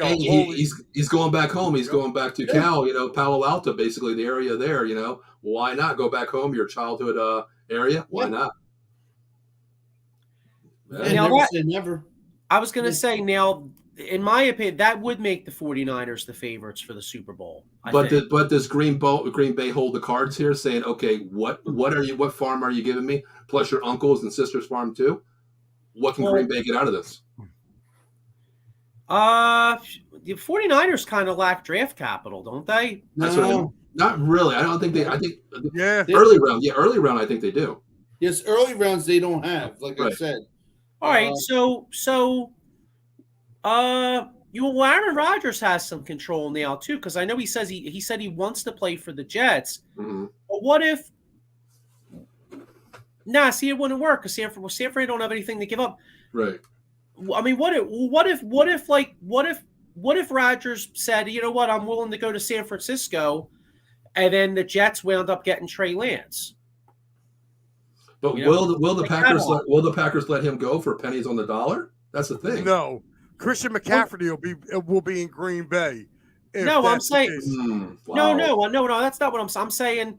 I'm saying if the Jets took a chance on Trey Lance, maybe the Jets trade a first round pick, and the first round pick goes to Green Bay, and Aaron Rodgers goes to San Francisco. Yeah, you're talking a 3-way deal. That's not going to happen. Not in the NFL. Okay. Let me play the Niners here. Okay, you call me and say, hey, Rodgers. We're thinking about releasing Rodgers. He don't want to go to the Jets. Niners are an option. And I turn around and I say this, okay, Sean, what do they have, a first-round pick next year, right? They have one left, right? Yeah. Okay, not this year. They don't have any this year. They have one next year. They have 3 third-rounders this year. All right, I'm not worried about that third round. That ain't going to make sense to me. So I'm calling you and saying, here's the deal. You want Rodgers? How about I give you Christian McCaffrey, Trey Lance, and you give me your first-round pick next year. Are you doing that trade for Rodgers? You talking about the 49ers to Green Bay? Yeah. I don't think the 49ers are going to get the 49ers if they're let's look but to keep it real, if the 49ers are getting Aaron Rodgers, they need to win the Super Bowl this year or next year. They're not going to give up McCaffrey. That's what I mean. I don't think there's any option that trade can go down. Yeah, honestly, yeah, you're really right. don't. Yeah, but what else can they give up? They don't have the draft capital to give up. So Right. if they don't have the draft capital, they got to give up some good players to come back in return. So the money's got to even out. You're looking at a past first round draft pick. That's McCaffrey right there. That's the only legitimate trade bait you have. That to me, I can't see that trade going down. I really can't. No way. Green Bay can't do that anyway though because they're already paying Aaron Jones and plus they got that big kid Dylan. Yeah, Dylan. AJ Dillon. Yeah. So, I mean, so they can't. I mean, God, that would be half their salary cap would be running backs. Yeah, you're looking at 10 plus. Well, actually, McCaffrey's what, like Jones, 13, 14? This is Jones and Dillon's both their last year, I believe. Or it's staggered. I think this is Jones's last year, and I think Dillon's got 2 more years. Yeah, it is. You're right. Okay. All right. So you know what? I mean, you know that Craig Carton rumor. That's fun to play along, but don't you think maybe that's just smoke, just to try to put pressure on the Jets? I mean, it's really not really that believable, is it? I mean, we're playing along just because it's good sports talk, so it gives us sure. I mean, that's what I'm like. Yeah, when somebody comes up with a rumor or a comment, we'll get into it. We'll talk about it. We'll give our opinion. I honestly, personally, I think it's just bullshit smoke. Yeah, I think it's window dressing out there as well. I can't say it. Guys, I got 2 players in mind, and I want everybody's comment on where do you think they're going to end up. The first one is wide receiver Jarvis Landry. Where do you think he ends up? And 2, your former bell cow, Paul, Zeke Elliott. Where does he end up?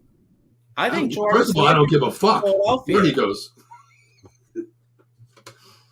Go ahead, Joe. What was that? I think Jarvis Landry actually comes to Philadelphia. Yes. Wow. Yeah. He makes a ton of sense. We lost Zach Pascal, and I'm not saying it's going to happen today or tomorrow. I think this is a perfect. Howie Roseman waits. Jarvis Landry's just chilling out there after the draft, right before training camp. He brings Jarvis Landry in for the real cheap, and he comes here because he wants to try to win. Okay. Mike, since you brought it up, where's he going? What do you think? Okay, now what about Zeke? Wow. Zeke, you know what? It's hard to say because I think don't you think it's going to come down to the draft? I think whatever team doesn't draft a running back is going to consider bringing Zeke in. Like for instance, if the Eagles don't draft a running back, maybe the Eagles would bring Zeke in, but I don't think so. I don't see that. I see maybe the Jets possibly for Zeke. I don't know. With Zeke, I think he's just like Joe said. I think it's going to depend on the draft. Too. I'm thinking the Jets and New. Are you there, Mike? Joe, you're there, right? Yeah, I'm here. Mike, John, you're there, right? Yeah, I'm. Yep. Mike, you there? All right, Mike's a little lagging there, real quick. But I think Zeke actually depends on the draft. Yeah, I'm here, man. But there's one help. Yeah, you're like really behind there. Try to refresh real quick, Mike. How about Zeke going to be a backup with Barkley? That's a high-priced backup right there, man. I don't think anybody can afford that one with Barkley's paycheck. Be a franchise at 10 points or whatever. And then you know what? Barkley's franchise. Yeah. Yeah, so. I think he goes. I think he goes to a backup role, but I think it's going to be after the draft. Listen, if you miss out on a Robinson, you miss out on a Gibbs. Well, you still got a prototype back out there in Zeke that's pretty much, you're running him for a year. Why not take a flyer on him, run him 1 year, see how he works out? If not, cut his ass. Very simple. But I think I'm sorry. Go ahead, Paul. I think Washington actually. I think they need that big back. They have a lot of scat backs. Really? You think? Robinson. Robinson. Yes, they do. And then you got Antonio Gibson too. Don't forget him. But you're right though. You know what? The more the merrier, like they say. You never know. I think it'll be too crowded though, honestly. But that Buffalo maybe. Hell, what about Tampa Bay? They lost Fournette. They need a big body back. Why not run him for a year? Take some pressure off your rookie quarterback, Kyle Trask, coming in. Why not? True. Can you see Zeke playing the LeGarrette Blount role from 2017? No, because you know what? Just like on the Cowboys show, I've said it millions of times. He used to be a prototype back with look for the block. I mean, look for the hit. Okay. A.K. Marion Barber. Look for the contact, run through you. His last 2 years, I coined him this on the 215 boys. To me, he is a poor man's Le'Veon Bell. Waits, finds the hole, and goes. He is not. That's just my opinion. He's not that bruiser back he was. He's not that back that once you give him that ball and he hits that hole, he's gone. Right. Now it's like you said, a delayed reaction. Like, oh, where do I want to go left? Do I want to go right? Up the middle? Whatever. So true. I mean, if you can have Tony Pollard run the same plays that he does, off tackle, through holes, and get to 15, 20 yards, and Zeke gets you 2 or 3 yards, there's a problem there. You know, a back 50-pound back, lighter than you, who hits the hole faster. That's what I want. I don't want a guy that's going to wait in the backfield for it to play develop. Do you see Dallas drafting a running back? I want Gibbs. I think Robinson's gone. I think Gibbs goes down to 26. I want Gibbs first round. I'm taking him from Alabama. That's who I want. That's who I projected on the show. That's who I said I wanted. I want him. I really want him. Yeah, because you got a 1-2 punch with these two running backs. Plus, like I said to Joey earlier, these running backs are so deep. I mean, this year, let alone. You know, you got your Bijan, you got your Gibbs, you got your Arcane from Texas A&M, you got Zach Carbonet from UCLA. You got your sleeper Vaughn. You got a sleeper Vaughn.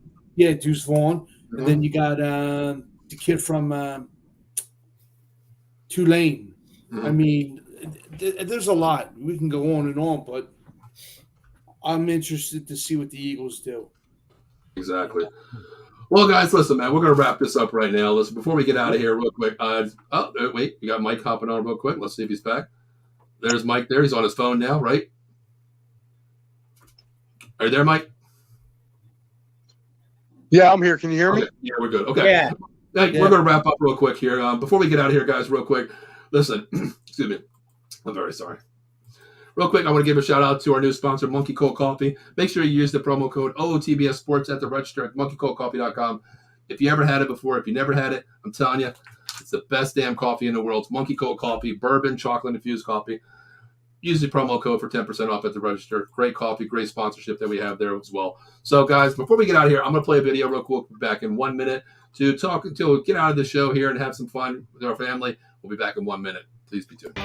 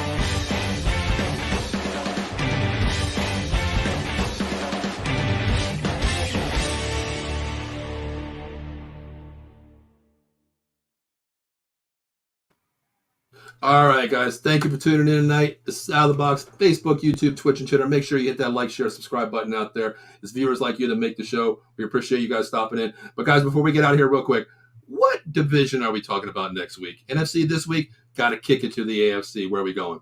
It's getting kind of scarce over there, so where are we going? We only have the AFC West, right? AFC. Yeah, that's all it is.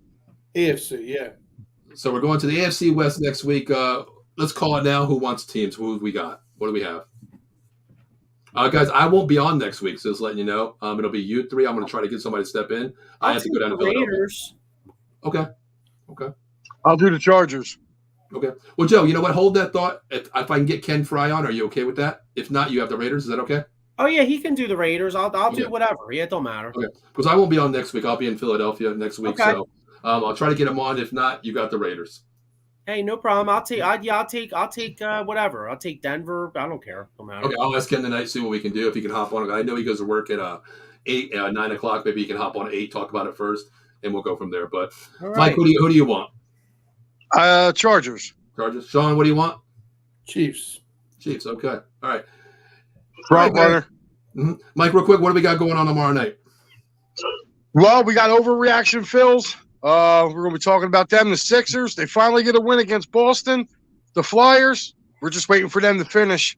Draft coming up. We're going to talk about some possible trade rumors involving our Birds. Again, everything starts tomorrow, 8 o'clock. All right.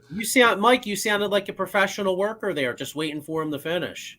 Yeah, exactly. You must work for the city, huh? Joe, I heard you started a new show here. Is that correct? Yeah, man. I'll tell you, I'm really excited about that. It's called Extra Innings. Me and you are Paul. Baseball fans out there, we're talking about the whole league. Last night we were getting into, we're getting into prospects. So we're doing present, past, and future. I'd say major leagues. So there we check go. us Great out. show. Great show. Every Tuesday, 8 p.m. So check that out. Sean, real quick. I know your only faces on here once a week, but where else can I find you? You can check me out with Joey on the Sully Squad Monday nights, 6 to 7. Okay. With you and Broad Street South Thursday nights, 8 All to right. 9. All right. With Angel Martinez. Sounds good. Sounds good. For myself, Paul Spencer, Maiko is my real name now since I've been banned. But of course, I got Sean Killer Kilray, and I got Mike Loro, and I almost fucked that up. I got Joe Sullivan, aka the John. Guys, you've been listening to College Football Friends. We'll be back next week, Wednesday, 8 p.m. Have fun. We'll see you there. Be safe. See you next week.